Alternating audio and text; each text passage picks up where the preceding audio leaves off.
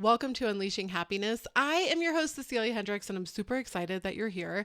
Today, we're going to be giving the 4 ways to improve your mental focus. So I want to make sure that I give you actual ways that you can implement today to improve your mental focus. When you look at any modern day mystic, when you truly look at the message that they're sharing, they are saying you need to know what's going on mentally.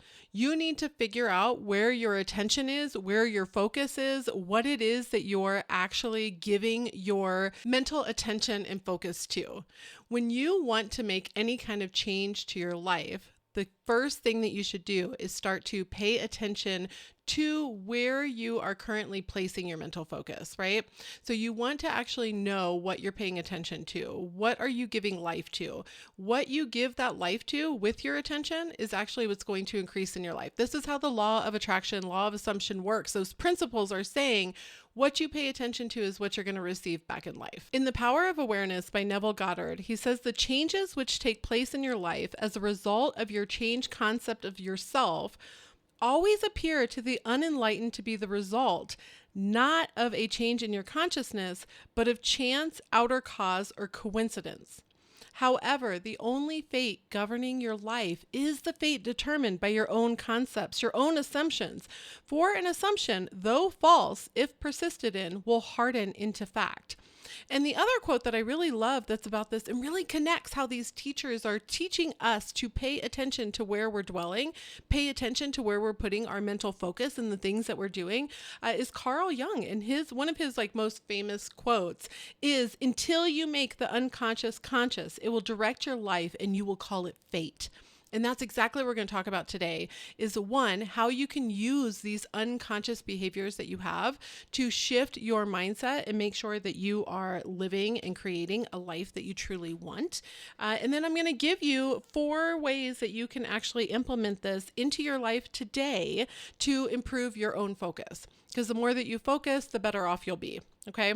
I did, though, really quick want to take a moment for anybody who's new to introduce a little bit more of myself or a little bit of a reminder. I am also actually live streaming this on my TikTok channel while I'm doing the content. So I wanted to kind of wave and say hello to the people there. If that's something you're interested in, definitely make sure that you find me on TikTok. It's Unleashing Happiness, Cecilia Hendricks. You can find me under either of those names. But I wanted to start sharing kind of more of the process, showing a little bit more of who I am, and just make sure that I'm really connecting with people who are listening to me. That is one of the biggest reasons why I started doing this podcast is because I wanted to be able to connect with people. I wanted people to feel like they knew me as a person and as a human. And so I also wanted to do a little bit of an introduction of myself right now. So I'm Cecilia Hendricks. About, I guess at this point, 10 years ago, I kind of found myself in a position where I loved many aspects of my life, but I really wanted some other areas to change. So as much as I loved my family, I certainly love being a mother, and I'll get a little bit more into that here in just a minute.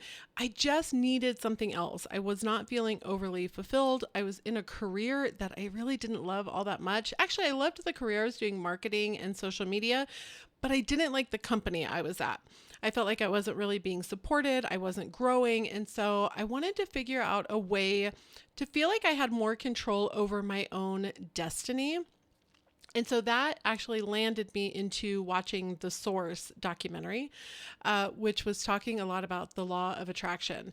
And at first I was like, well, this is interesting, but it also feels very woo-woo, and I don't know how to apply this to my life without feeling as if I'm putting too much effort into the woo-woo stuff and not feeling like I'm applying it practically.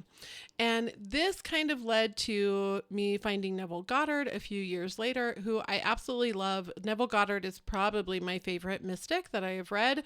I really connect and resonate a lot with his content.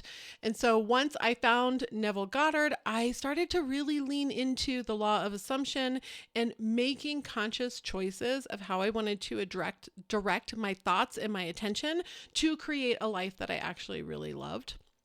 And so that was kind of how I got started. And what I found along the way is that I was persisting in the wrong things. I was so desperately wanting the things that I wanted to manifest that I was persisting in recognizing their lack instead of recognizing how they were actually available to me. So that was what I wanted to work on changing. And what I found was that I was able to change this through emotional regulation. I had been so pushed around, I guess is the best word to put it, by what was happening external to me, right? Where I was like, oh my gosh, this is not really working for me because I get so distracted and off course based on something that happens to me. Like I don't have control over my own emotions. I lash out, I cry, I get upset, and I just didn't want to live like that anymore. So I started learning how to regulate my nervous system, how to regulate my emotions, and how to make choices with the habits that I was maintaining. One of those ways that I did that was through really paying attention to my habits and my routines. And that's a lot of what I teach. So I am a mother. I have 3 children. I am in my mid 40s, and I have had kind of some changes in my career, especially recently. So I wanted to figure out ways that I could share this information and share the ways that I had changed my own life, because I had found when I shared it with some family members who were really struggling, they were also able to make very positive changes in their own life. And I wanted others to see that as well. A few other things about me is that I live in Colorado. I love being outdoors. I rode horses a lot as a kid. I have not quite done that as much lately, but I would always appreciate being back into it. I love being at the barn. I love doing that kind of stuff. I have a dog that I absolutely adore. His name is Silver, and he is wonderful. He's kind of an old man now. He is a Great Dane lab mix, but you will see him a lot on my story, especially if you follow me on Instagram, because I'm always out walking him and my mom's little dog. I help care for my mother. She is a wonderful human, and she has a really fantastic little dog that I just adore. And his name is Goddard, which it's funny. It fits him very well. He's kind of a sassy little guy. And so you will often see on my story or in some of my content, me walking Silver and Goddard, which is always funny to see because I think Goddard weighs about 12 pounds and Silver weighs about 130. So their size difference is kind of funny at times. I have 2 siblings. So I've got a brother and a sister. I am the oldest of my siblings, and I do enjoy doing things with them. And they each have kids as well. My nieces and nephews are extremely important to me. On my husband's side, I have nieces and nephews as well that I love spending time with. I absolutely adore my parents and my in-laws. I've been very lucky to have in-laws that I get along with. And so relationships are very important to me, like connecting with people, making sure that I am really paying attention to those relationships, connecting with the ones that I love is very, very important to me. So you'll see a lot of that in my content as well. And so again, today, what we're going to be talking about is 4 ways to improve your mental focus. I want to give you tips and tricks and things that you can actually implement today. So if you want to make changes to your life, you need to start by focusing on what you're actually focusing on, right? Just like those quotes that I shared earlier, you have to make the unconscious conscious. You need to start paying attention to the things that you're doing, the routines that you're keeping, the habits that you're maintaining, and then make sure that you are making a choice to align to the person that you want to be. And it sometimes sounds a little overwhelming, especially if you feel like you're being kind of pushed around by what's happening in life. And so what I'm going to give you is 4 ways that you can actually start today to shift your mental focus so that you can choose, this is what I want in life. This is the thing I want to manifest. This is what I want to create. And here's how I'm going to stay focused on that thing. And the first one is actually owning your morning.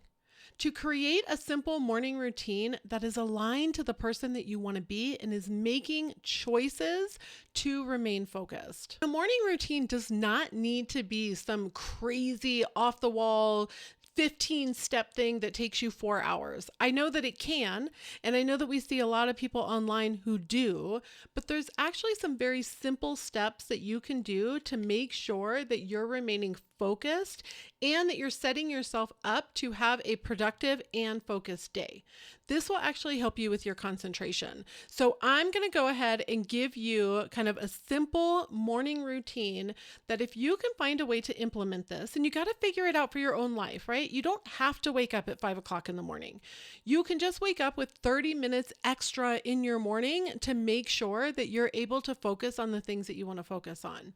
And one of those first things is to do some breathing exercises when you first wake up. I do mine when I'm actually still laying in bed, and then that way I know that I'm starting the day kind of centered and grounded in that moment. And really, it can be 5 to 10 minutes, and all that you're going to do is take a deep breath in through your nose, hold it at the top, take another quick breath in, and then release it through your mouth. You're going to do this just a few times, like 2 to 3 times, and then just start breathing regularly, but focus on your breath. Where do you feel the air entering into your body? Where can you feel it when you breathe in and when you release? You're going to become very aware of those feelings in your physical body. This is how you ground yourself in the present moment, is by actually connecting with what's happening in your physical body at that moment. And remember, we're only doing this for about 5 to 10 minutes, but it really grounds you in that present moment. And what you're doing is you're selecting to be aware and to focus first thing in the morning. You are actually telling your brain, I want to focus. I am changing my habits. I am doing something new. Now, the second part of this is one that I get a lot of pushback on, but I cannot recommend it enough. Stay off your phone, at least for the first hour of the day. Now, I always say that, but I will caveat that I tend to grab my phone and check it just to make sure I don't have any like emergency texts from family. Okay. So that is something that I do check really quick, but then my phone goes away and I'm not on it for the first hour. That first hour of my day is for me. It is for me to focus, me to place where I want my attention to be, me to really decide how the tone of my day is going to go. And when I get on my phone, other people tell me how my tone of my day is going to go, right? There's other influences that come, and I want to be the one influencing me. I want to make that choice. So it's very important to stay off your phone. The next one is to step outside and get some morning sun, even if it's cloudy. But you should really get skies before screens anyways, and being able to get outside, get the sun, actually tells your body that it's time to wake up, right? That it's time for you to get started on the day. So get outside, get some morning sun. It can literally be 5 minutes. What I like to do is actually combine this with the last part of the morning routine that I recommend, which is getting some movement in. So if you can combine getting the sun, which is taking a walk, it can be a very short walk around your block, but getting outside and getting some movement is phenomenal for your focus, your attention, and just really your mental health overall. I think oftentimes we spend way too much time indoors. We're not actually connecting with nature, which I know sounds very woo-woo to some folks, right? And I do, though, believe in the power of being outside. I think it's something that as human beings, we really need, and it's truly going to help you with your focus and your attention so that you can start making sustainable life choices and sustainable life changes. So again, to recap, one of the best things you can do to improve your concentration and your focus is to create a simple morning routine that includes some form of a breathing exercise, staying off your phone for the first hour of your day, getting some morning sun, and get some sort of body movement. Now, for the body movement, I recommended that you get outside on a walk. You don't have to do that. If you want to have a living room dance party, if you want to do a Pilates video, if you want to go to the gym, totally fine. It's really what works for you, what makes you feel good, what lights you up. One of the best things you can do for yourself, which is going to be one of the other ways that I give you to improve your focus, is starting to do things that you enjoy. So I'm going to explain that a little bit more here in just one moment. So the second part of the 4 ways to improve your mental focus is to create moments during the day for focus. It's truly creating moments to pause. One of the best things that you can do for yourself is actually consciously make a choice to pause within your day and take a note, like take note of how you feel inside and what is going well at that moment. What is something new that you're experiencing? What feels really good? Like an example of this that I like to do is I will pause while I'm waiting to do a school pickup for my son, and I'll just pay attention to what feels really good in that moment. And so sometimes it's the sun that is like hitting the side of my face, or I will pay attention that I've got this fantastic book that I'm reading, or I just talked to a friend. And the more that you can focus on those moments, the better. And that's why I also recommend that everyone creates what I call a daily joy. Okay. Daily joy is going to be a list of things that light you up, and they can be small things. They don't have to be some huge thing. Like some of mine are riding bikes, taking a walk outside, watching the birds, taking a bubble bath, drinking my coffee. Like I freaking love coffee. And so I take note of those moments and I consciously choose to focus on that activity in those moments. So I will consciously choose while I'm drinking my coffee that I'm going to pay attention to how it physically feels to drink the coffee. What am I noticing? What's going on around me? What feels good to me right now, right? What is the flavor, the things that I'm tasting? And I just really immerse myself in that moment. And these are my daily joys. So I know that I'm showing up for myself, and it's also teaching you how to focus on that moment. The more you pay attention to your internal feelings and those physical feelings, the more that you're bringing things internally to you, and the more that you improve your internal feelings, the more the external world will actually shift and change. And I know, trust me, that sounds really woo-woo, but I have witnessed this in my own life. I've witnessed it in my family's life. I've witnessed it in many people's lives that I have shared this info with. The more you can focus on taking care of yourself internally, the better your external world will be. The third way to start improving your own concentration and focus is to actually start journaling.